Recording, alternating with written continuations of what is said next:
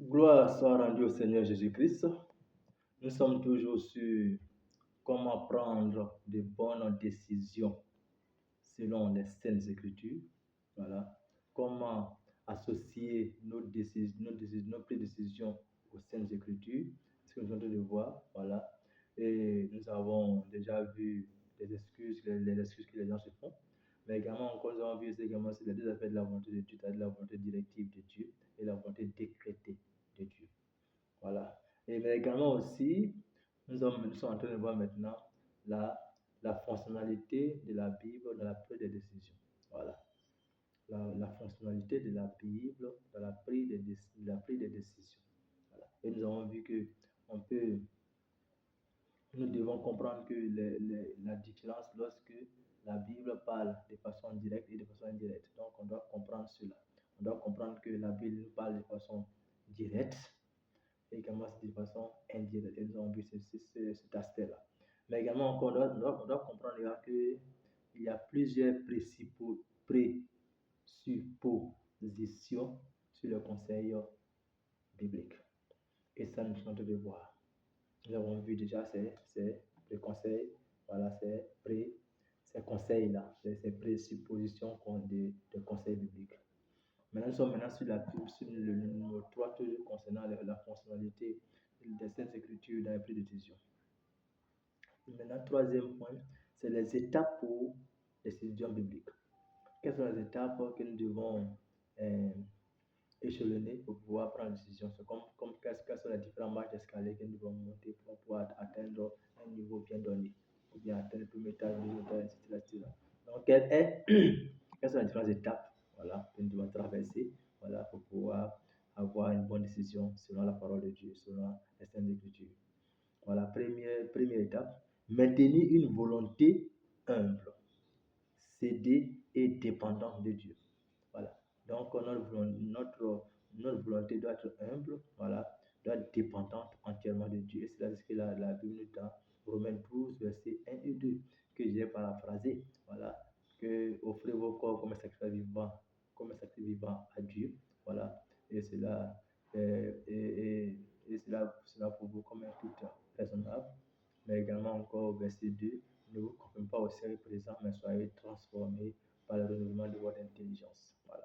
Afin que vous discerniez ce qui est parfait, ce qui est agréable, ce qui est bon. Voilà. Donc, j'essaie de paraphraser le verset. Voilà. Donc, vous pouvez lire de façon intégrale ce passage dans les Saintes Écritures. Romains 12, verset 1 à 2. C'est la première étape que nous devons faire. Voilà. Nous devons maintenir notre volonté humble et d'être toujours cédé et dépendante de la volonté de Dieu. Dépendant de Dieu. Voilà. Deuxième étape, nous devons demander continuellement la sagesse. Demander continuellement la sagesse. Voilà, selon Jacques 1, verset 5. Ensuite, en troisième étape, rassembler tous les faits et dresser une liste, voilà, du pour et du contre. C'est-à-dire que lorsqu'on prend des décisions, on doit dresser une liste, voilà, le pour et le contre. Voilà, le pour et le contre. Et en fonction de cela, voilà, Dieu nous montrera la décision à prendre. Quatrième étape, étudier les déclarations directes, c'est-à-dire ou les commandements concernant cette question.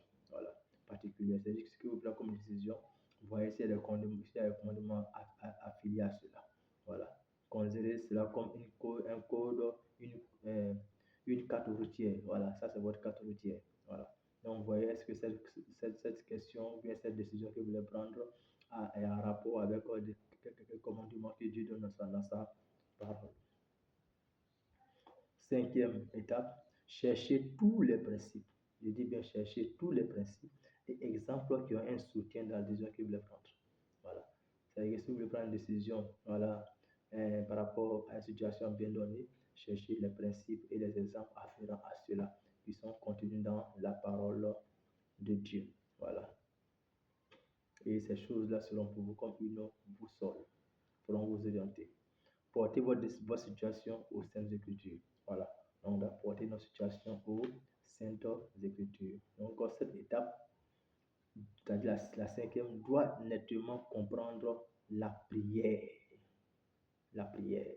car vous voulez l'illumination et l'enseignement de l'Esprit Saint sur comment ces passages s'appliquent à votre situation. Voilà, ça c'est important. Sixième étape, appliquer ces principes au pour et au contre et à diverses options. Voilà. Donc on voit comment appliquer ces principes soit au pour, soit au contre, ou soit à d'autres options. Septième étape, il faut chercher des conseils purs. C'est aussi une possibilité de chercher des conseils purs, voilà, auprès aussi des hommes avisés, comme par exemple les pasteurs, les prophètes, voilà, tous les hommes que vous considérez sages selon Dieu. Voilà, vous pouvez aussi vous approcher de Dieu pour avoir des conseils, à l'approcher d'eux pour avoir des conseils. Voilà. Huitième étape, si cela est réduit si cela est réduit à deux ou plus d'options, également légitime. Voilà. Il faut que si cela est réduit à deux ou plus d'options, également légitime. Voilà. Vous pouvez lire pour cela Proverbe 16, verset 3. Proverbe 16, verset 3. Neuvième étape, si une question d'un possible péché est impliquée, alors utilisez le principe d'attente. Voilà. Donc, si une question d'un possible péché est impliquée dans votre décision, voilà, alors utilisez le principe d'attente. Donc, attendez, soyez patient. Selon Romains 14, verset 23. Maintenant, toujours concernant la fonctionnalité des Saintes Écritures dans la prise de décision, nous voyons maintenant le point 4. Le point 4, c'est illustration. On prend une illustration et on prend un exemple. Voilà. Par exemple, acheter une moto. Premier point. Ne pas convoiter. Motif pour acheter cette moto. Voilà. C'est-à-dire que la convoitise ne doit pas être un motif. Un exemple, je vais acheter une moto. Ça, c'est une décision que je vais prendre. Voilà. Je vais acheter une moto. Donc, pour acheter la moto, le motif ne doit pas être convoité. C'est-à-dire que parce que mon frère ou bien mon ami ou bien une telle personne a une moto, donc forcément il va avoir une moto. Non. Voilà, on doit faire attention à cela. Voilà. On ne doit pas convoiter. Voilà. Donc si c'est la convoitise, c'est pas la peine. Parce que ça va produire un échec. Voilà. Également aussi,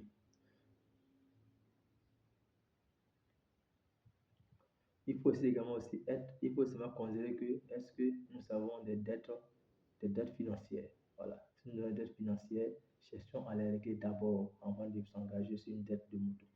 Voilà. Parce que si il y a des dettes antérieures et qu'on va ajouter d'autres dettes encore, cela va nous détruire, cela va nous nuire financièrement. Donc il est important que nous réglions d'abord nos différentes dettes avant de savoir si on peut réellement acheter la moto. Voilà. On peut vraiment acheter la moto. On doit d'abord réussir à régulariser nos dettes, chercher maintenant à aussi à prendre nos dettes pour la moto. Voilà. Donc, on doit évaluer les options de financement. Voilà. On doit évaluer tout cela. On doit évaluer les options de financement. Voilà. Ensuite, en troisième point, suis-je en train de me comparer aux autres? Voilà. Si je veux me comparer aux autres en achetant une moto, ce n'est pas la peine. Suis-je en train de me juger inférieur à cause de la moto que je conduis? Voilà. Est-ce que peut-être que j'ai une moto et que je prends une moto, est-ce que je me sens inférieur à cette moto que je conduis? Si c'est en cela, abandonnons le projet. Voilà. Donc, pour cela, on va prendre un passage qu'on va lire. 2 Corinthiens chapitre 10, verset 12. 2 Corinthiens 10. 2 Corinthiens 10. 2 Corinthiens 10, verset 12. 2 Corinthiens 10, verset 12. La Bible dit ceci. 7. Nous n'oserions pas nous égaler ou nous comparer à certains de ceux qui ont une si haute opinion d'eux-mêmes. Ils sont stupides. Ils établissent leurs propres mesures pour s'évaluer. Ils se comparent à eux-mêmes. Voilà. Ils se comparent à eux-mêmes. Donc, on doit être clair. Voilà. On doit être très clair dans nos décisions. Voilà. Donc, est-ce que cela sécurise la famille lorsque je fais la moto? Est-ce qu'il y a sécurité pour mes familles? Si ça n'a pas empiété sur la sécurité sociale de la famille? Est-ce que ça ne veut pas parce que la famille manque de nourriture, bien de choses? Voilà. Voilà. Est-ce que ça va aussi empiéter aussi également aussi sur ce que je fais, sur mon travail ou bien sur l'église? Voilà. Voilà. Est-ce que j'ai su bien mes principes d'intendance? Voilà. Voilà. Est-ce que je suis un bon économe? Voilà. Donc, tout cela doit être vérifié avant de pouvoir s'engager dans un tel projet. Voilà. Maintenant, il y a aussi des priorités. Voilà. Si vous avez des enfants qui sont à l'école, là, il faut leur scolarité. Voilà. Peut-être il faut peut-être acheter peut-être une moto moins chère, voilà, peut-être moins chère pour pouvoir régler les autres priorités de la famille, voilà. Donc si la moto, bien qu'elle est indispensable et qu'elle devient une charge, vaut mieux ne pas s'engager pour l'instant et attendre que le bon moment vienne pour pouvoir acheter la moto, voilà. Donc, est-ce que ma situation actuelle m'empêche-t-elle de donner la bonne opinion sur Dieu? Voilà. Est-ce que Dieu veut réellement qu'en ce moment précis, en ce jour précis, que j'ai la moto? Voilà. Quel sera le but de cette moto? Voilà. Quel sera le but de cette moto? Ce sont les étapes à suivre. Qu'est-ce que ça veut dire cette moto? Qu'en pense votre épouse? Ça, c'est important. Qu'est-ce que votre épouse en pense? Qu'en pense votre conjoint? Voilà. Donc, en cinquième point, quatrième point, c'est l'utilisation. En cinquième point, incompréhension de la volonté de Dieu. Donc, c'est-à-dire que lorsque nous avons une incompréhension de la volonté de Dieu, cela peut arriver. La direction, la direction. Conduit par l'esprit égale à être dirigé par l'esprit dans la prise de décision. Donc, lorsqu'on doit toujours être dirigé par l'esprit en prenant nos décisions. Selon Romains 8, 14 et Romains 8, verset 1 à 4, égale à 5, verset 18. Donc, également aussi, lorsqu'on prend une décision, ça donne procurer la paix. La paix, voilà. La paix, voilà. Alors, selon Colossiens 3, 8, verset 12 et verset 15 et à 15. Colossiens 3, 8, verset 12 à 15. Maintenant, en 3, les circonstances. Voilà, les circonstances. Maintenant, on a vu d'abord en 1 la direction, en 2 la paix, en 3 les circonstances. Voilà. Les résultats, voilà, quel résultat cela va produire. Voilà, vous pouvez prendre pour illustrer votre exemple, Josué 9, 1 à 15, Juge 6, verset 36. Voilà. Également encore, en quatrième, voilà, les vérifications et les incitations intérieures. Voilà, voilà. Le coude à coude et les impressions. Voilà. Maintenant, également aussi, en sixième point, d'autres méthodes. D'autres méthodes et motifs qu'il faut éviter. La mauvaise utilisation de la Bible, de cette écriture, conseils personnels, voix inintelligible, prière mal utilisée, l'appel. Donc voilà les méthodes qu'il faut éviter. Voilà. Que Dieu nous bénisse.